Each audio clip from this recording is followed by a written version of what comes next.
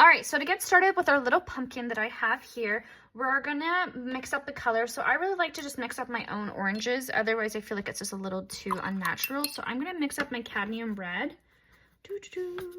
And I'm gonna mix up my cadmium yellow.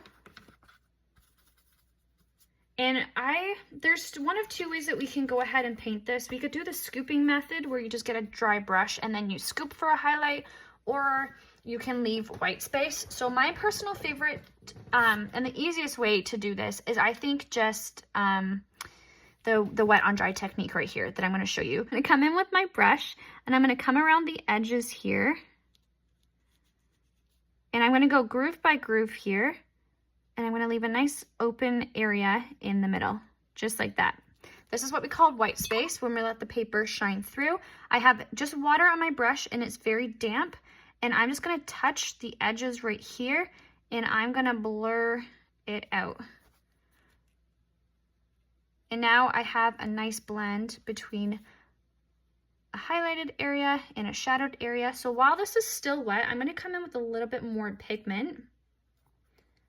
A little bit more of a darker orange, and I'm just going to tap the bottom and I'm going to tap under here. I'm going to tap my edges, and this part right here is called the wet on wet technique. When I have a wet surface and I paint on top with another wet surface, it creates soft bleeds within our painting. You'll see it's just kind of creeping on the inside. That's exactly what we like. So when I'm painting with watercolor, I typically like to see three things. And that's my lightest zone right here. I like to see a middle zone, and then I like to see my darker zone as well. I feel like that's how I get the most realistic pictures and paintings. So I'm going to repeat this on every part. So you're going to see, because this is still wet, I'm not going to paint this groove right here on either sides, because then with the wet on wet technique, everything's going to bleed into each other. So I'm going to leave the middle and I'm going to start working on my sides. So the same thing, I'm coming in with that lighter orange. I'm going to leave just a hair of a white space more towards the top.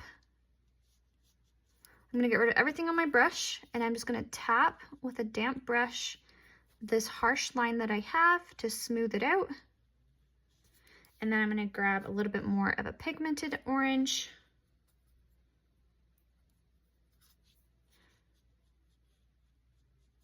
And do the wet on wet technique, letting that bleed and blend out. And if you ever have any harsh lines as well, you can just blend it out with a damp brush. And I'm going to repeat on the other side. So because my highlighted zone is up here and over here, so I'm going to carry that around and have my highlight zone be in here.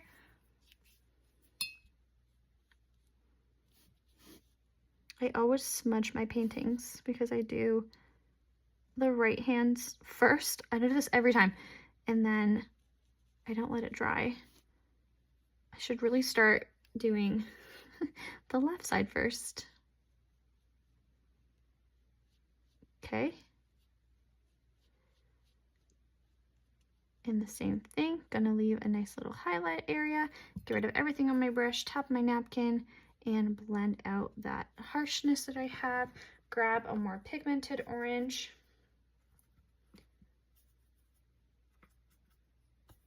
That I have in my palette. And I'm going to tap the bottom, tap under here, and let it blend.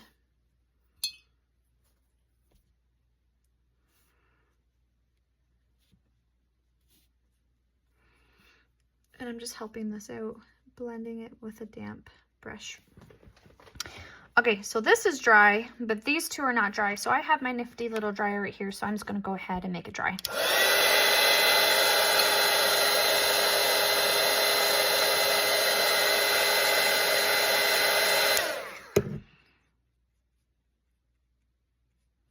Applying my color. And now I'm just moving around my bow.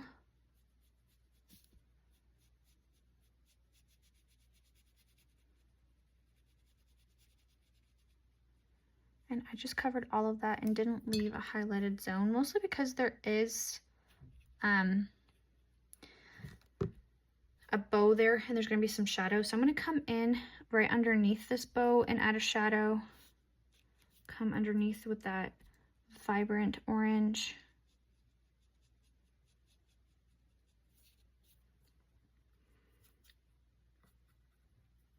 And right underneath the bow here.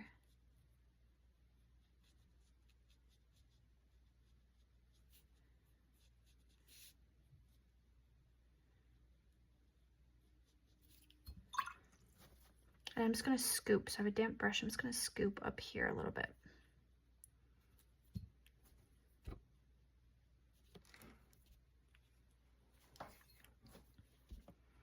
And I'm scooping up the color because I didn't really leave much white space.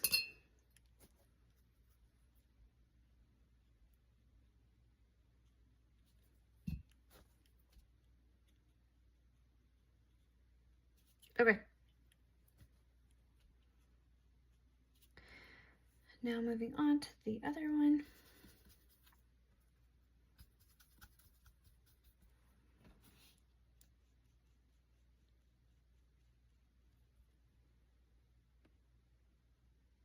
I just realized I didn't cover this part all the way that I'd like. Okay, now coming in. The other one was a little tricky just because the bow was kind of covering my highlighted zone. But that's okay. I'm going to pull this up.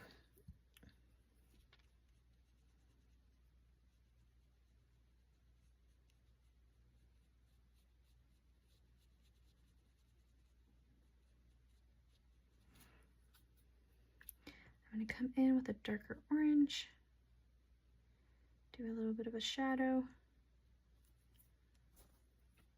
and I'm going to scoop. And I'm going to dry this so I can move on.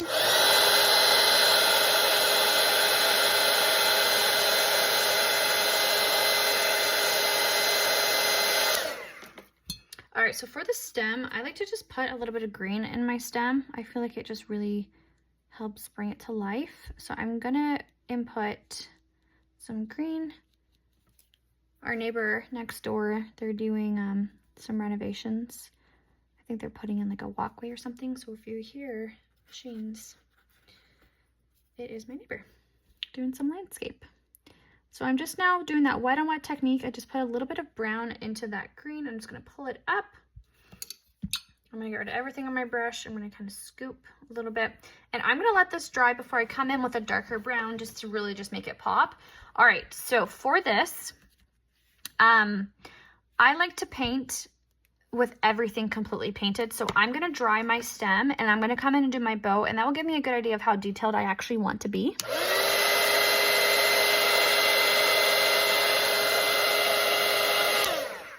All right, now that my bow is complete, the primary color of orange is, I just said primary color. I meant the complementary color. It is blue. So I'm gonna come in with a nice blue color. Just mixing up a few different variations of blue. And I'm gonna come in and I am just gonna paint my center.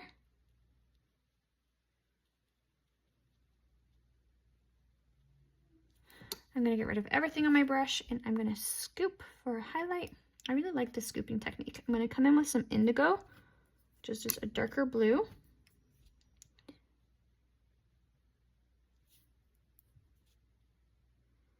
And just touch on different areas to create a nice shadow effect. I'm gonna scoop a little bit more. Okay, I'm gonna dry it.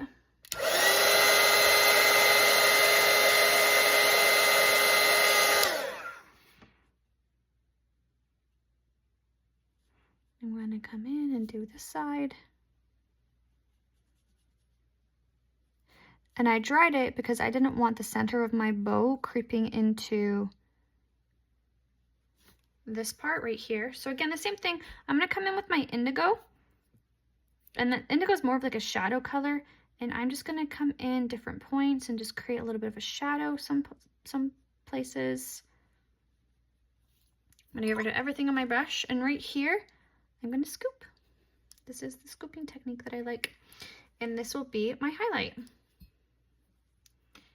I'm going to come in with my bow color on the other side and fill this out.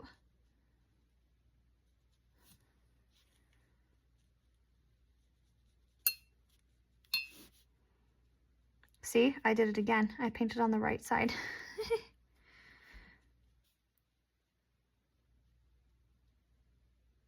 Okay, I'm gonna get some indigo. I'm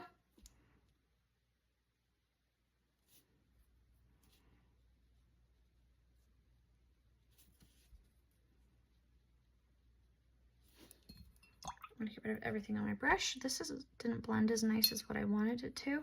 So I'm just gonna tap it with some water, and then I'm gonna scoop for a nice highlight. And now that this area is dry, I have to mix a little bit of a darker color. I'm gonna come in and paint this side.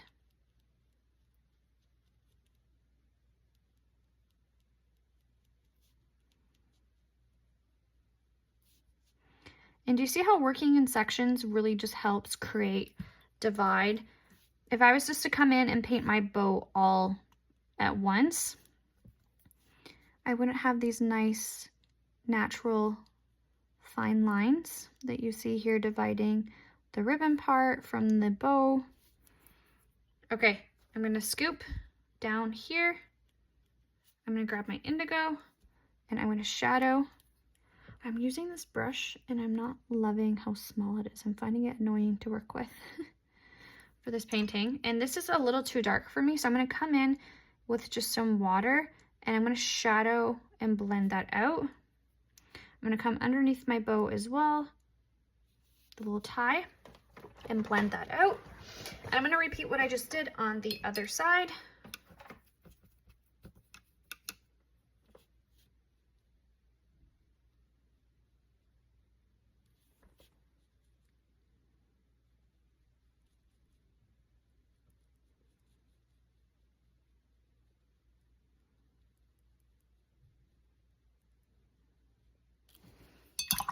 Get rid of everything on my brush, and I'm going to scoop.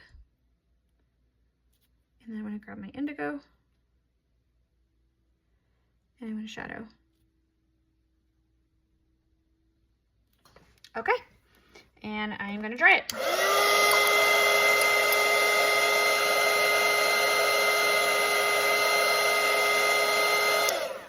For the stem, I'm going to come in with a little bit of a darker brown.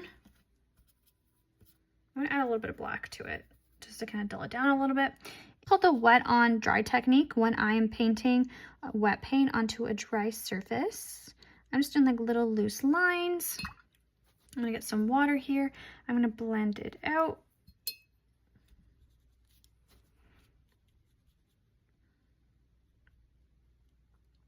And you can see that the green just kind of shines through.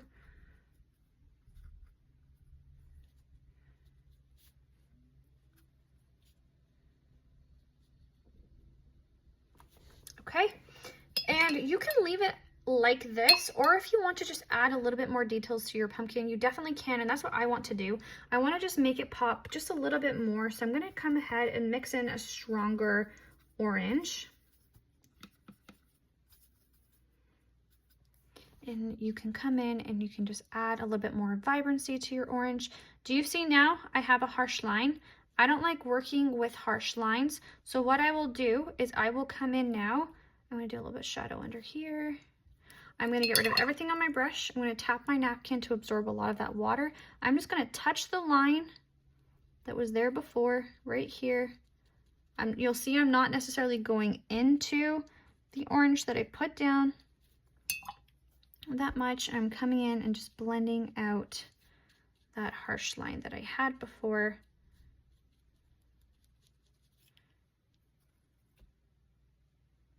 I'm just smoothing out the line towards the bottom. And then I'm going to repeat this on the other sides as well. And this would be considered my second layer.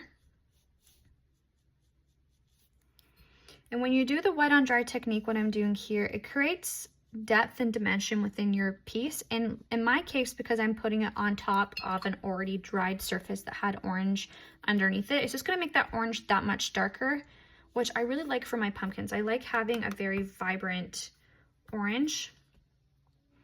So I'm coming in, trying to fix my lines too a little bit. And I'm gonna come on on the other side. And you'll see that this layer right here has just completely changed my artwork.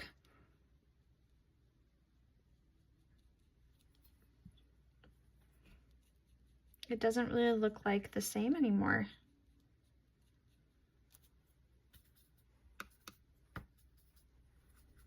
So typically when I paint with watercolor and something like this, I'd say on average about 3 layers. I'll do my first wash, I'll come in and do what I'm doing right now with my second to put vibrancy in my paintings, but then I also like to come in and do a 3rd layer where I do my fine lines and details. I'm gonna dry these.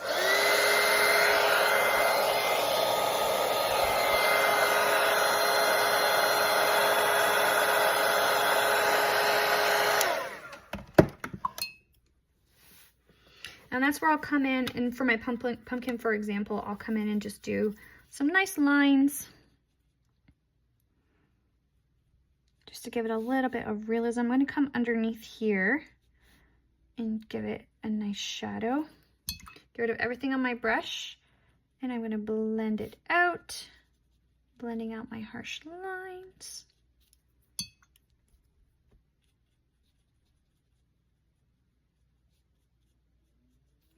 And this just gives my grooves a little bit of curve as well. And you'll notice I'm still going one by one.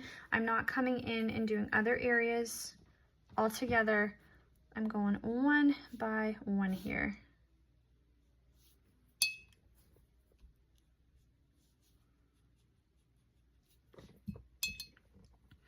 Last one.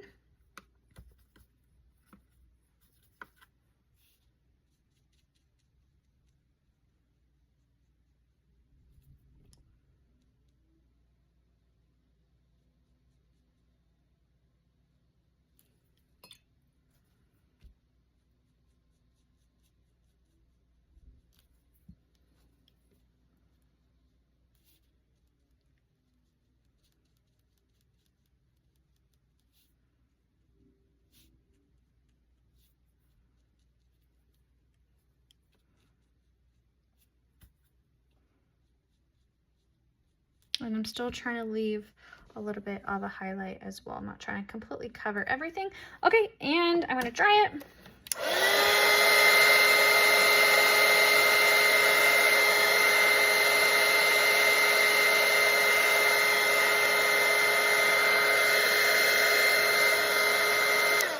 Okay, and this is the wet on dry technique that I was talking about before, where it really just does transform your work. And this can be the part where people, they hesitate, they don't want to do because they feel like it's going to kind of ruin their artwork. So I'm going to come in and just do some little flicks inside of my bow. Now I feel like the trick here is when I'm doing these fine lines and details, you don't want to go too much darker than what you already have down.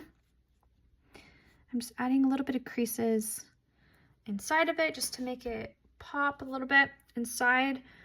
Right in here, I can just do some fine lines. See that brown that I just put down is already a lot darker than what I had, so I'm just going to blend it out and just make some little details here. I can also come into my orange and I can do a few streaks as well, just to make it look a little bit more realistic.